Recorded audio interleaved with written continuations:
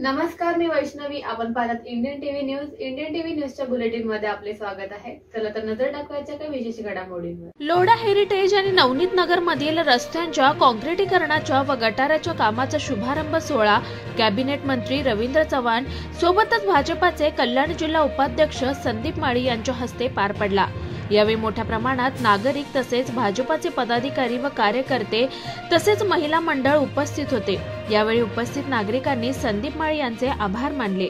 Bureau report, Indian TV news.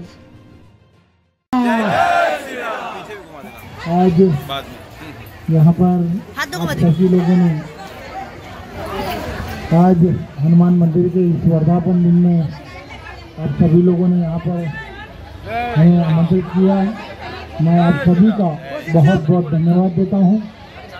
बहुत सालों से यहाँ पर ये उत्सव आप सभी लोग मनाते हैं और उत्सव के माध्यम से हम सभी बांधवों को, हिंदू बांधवों को इकट्ठा करने का काम भी संगठन के द्वारा इस मंदिर के माध्यम से करते हैं. मैं आप सभी को बहुत बहुत धन्यवाद देता हूँ और आप सभी को यही विनंती करता हूँ कि आप सभी लोग जिस तरह से इकट्ठा होकर ये कार्यक्रम सालों साल से कर रहे हैं, आपको और आपके सभी परिवारजनों को हम हमारे तरफ से बहुत बहुत धन्यवाद देते हैं. जय हिंद, जय महाराष्ट्र.